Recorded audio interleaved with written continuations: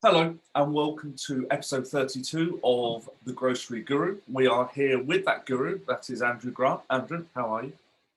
Morning, Darren. Yes, very well. Enjoying this lovely weather we're having.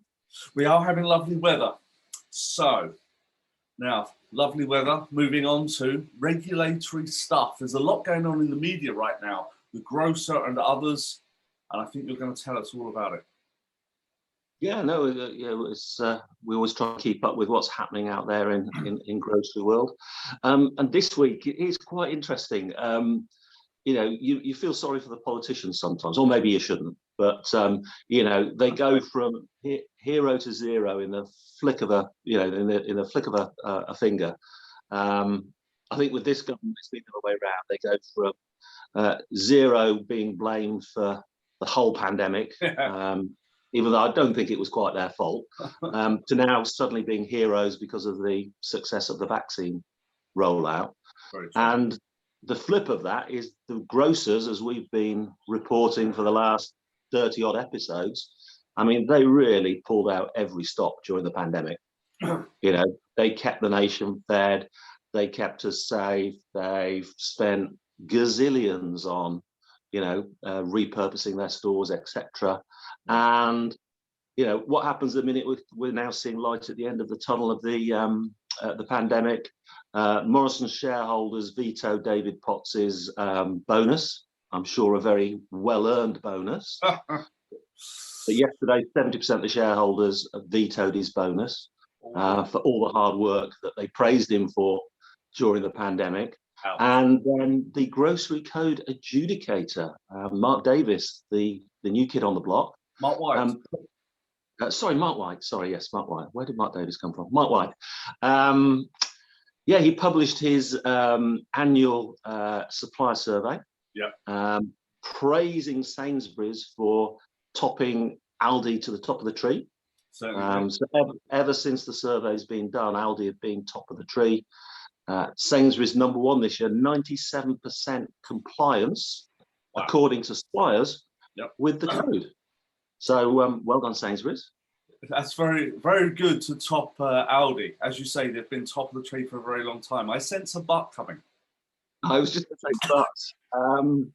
Mark is now, with the same breath, almost the same press release, he announces he's concerned about Sainsbury's range reset, having heard from a number of suppliers about allegedly non-code compliant practices. Sainsbury's are doing a range reset. Most of the retailers have post-pandemic because, as we've been talking about, shopping habits have changed. Yes, of course they have. But he's been approached by a number of Sainsbury's suppliers, alleging that Sainsbury's are giving very short notice of delists. And I can't quite believe this number, but it's in the press, it's black and white, asking for up to 20% of a supplier's sales turnover as a range reset or business fee. And I read that too, 20%. So if you are a £5 million supplier in sales, you need to hand over £1 million as a lump sum to keep your business. Well, it's more than that. If you think of some of Sainsbury's biggest branded suppliers, and you can name us as well as me, they will have £100 million businesses. Are they really going to hand over 20 million quid? I don't think so. They're not. They don't make the profit of 20 million quid on it. So that's an odd one. And I'm not quite sure whether that's based in a single small supplier. I suspect it is. I don't know. Yeah, I mean, you can remember back to our day. I mean, in a industry where the margins are sub 5%, you're lucky to get 1 or 2%. And then you think you've been very successful, been pushing it. So, I find that 20 very, very strange. I do. So what do you think will happen over the next coming weeks in terms of Mark and Sainsbury's and suppliers? Can you predict, yes? Well, obviously, I mean, now Mark has gone public saying he has a concern. I imagine the floodgates will open.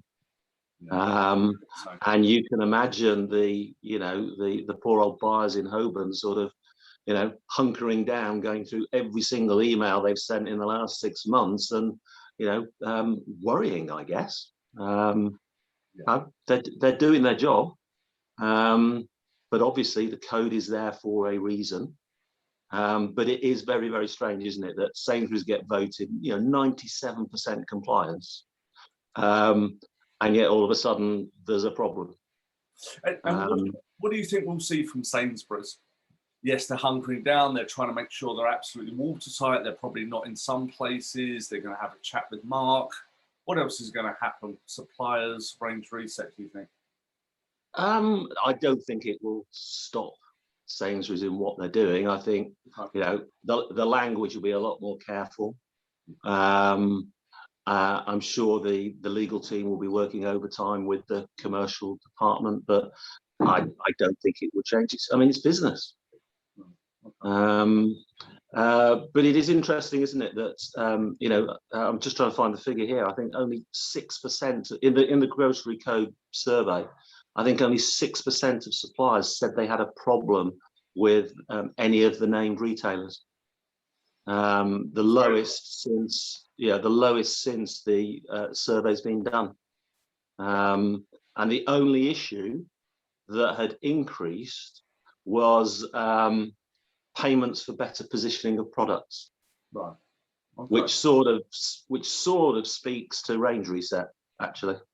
Yeah. So, no, interesting. It's going to be interesting to watch it over the next few weeks and months. What happens? Because obviously, Mark's 6 months in. Yeah. Past his classic 100 days. If I was him, I'd be wanting to make a bit of a mark for myself. Mark making a mark. Mark making a mark. Yes, see what you did there. Yes, is this his opportunity? So let's step back. What do you think is happening to our industry? Are we getting more regulated? We're becoming more compliant. We're accepting this stuff, although it's taken us 10 years for it to come in the code to become effective. What do you think is happening and going to happen? Well, I think this is, we've talked about it in previous episodes, though. We're moving into a new normal. The supermarkets, for all their success during the pandemic, are now having to live with the reverse of that. Yeah. So, they're having to live with, last year's massive sales peaks.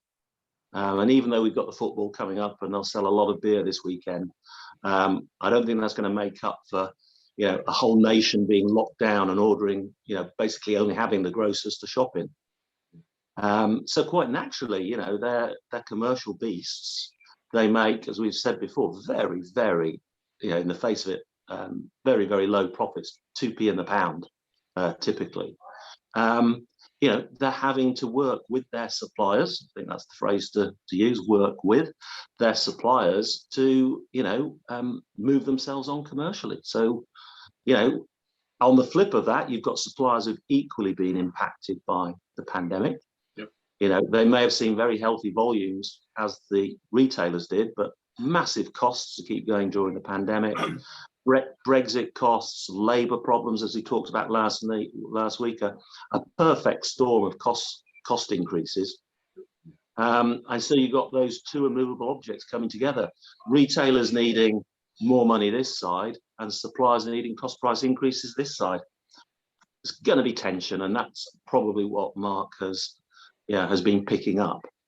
Do you think we will see more backlash, more investigation, more suppliers reporting on supermarkets of their practices over the last year as they've had to wrestle with the pandemic and deal with stuff at speed? Yeah, I think it's a bit like my politics analogy in reverse that we started with, is everybody hunkered down, be it suppliers or retailers, and they kept the nation fed, and fair play to them. Now, obviously, we're getting back to some semblance of normality. People are looking to leverage an advantage, improve their position, whatever phrase you want to use. And so I think there will be more noise around this. I think you look at that survey and say that, whether it's Sainsbury's or Co-op or Aldi, 90+% compliance with the code is pretty good. I think the very lowest Iceland was 90%. Right. So that's that's from the supplier's own mouths. It's a completely confidential survey, so they've got nothing to worry about. And so the suppliers are saying the supermarkets are incredibly compliant. So I think it's round the edges. There's always going to be, if you have a range reset, there's going to be losers. Those losers may feel, rightly or wrongly, that they've lost out as a result of some regulatory mishap. I'd be surprised if it becomes a big major news item. I think it's the noise caused by the natural friction of negotiation. That's quite a good phrase. Oh, right, that's a good phrase. All right, one last question for you, Andrew. Thinking about the survey, how many supply agreements are there in place now? Because it was running around 1 in 2. What is it now? Yeah, I don't know if you got ahead of me on this press release, because it is only a press release rather than the full details of the survey. Right. I don't think it's mentioned in there. Obviously, for us, the interesting thing that we always look at is what percentage of suppliers said they've had training on the code, because it was less than half just less than half to my memory. That would be in the main body of the survey when it's published. This was just a press release yesterday. Okay. So maybe we come back in a couple of weeks' time. We'll come back to that. You're right. We'll come back on 2 things. What percentage of suppliers have written supply agreements? That's absolutely critical for them, because then you get more adherence to the code. And the second part is how many have had training, how many understand it. While suppliers aren't bound by the code, we would like to help suppliers to understand it so that they can help their buyers and supermarkets. Absolutely. Yeah. All right. Okay, Andrew, just before we go, what's your final takeaway for our viewers out there? I think it's, if what we've been talking about for the last 10 minutes, Grocery Code Adjudicator and GSCOP, has been, what on earth are they talking about? And you're a supplier, find out, because it is, the Groceries Code is a very genuine piece of protection for suppliers, but it's not automatic, if that makes sense. It's only if suppliers uphold their rights do they get those rights. If they, either through ignorance or whatever, don't know what GSCOP is, then they won't be protected. Very true. Andrew, you enjoy the rest of the day. Thank you for your guruing, and we'll see you next week. Bye-bye. Take care.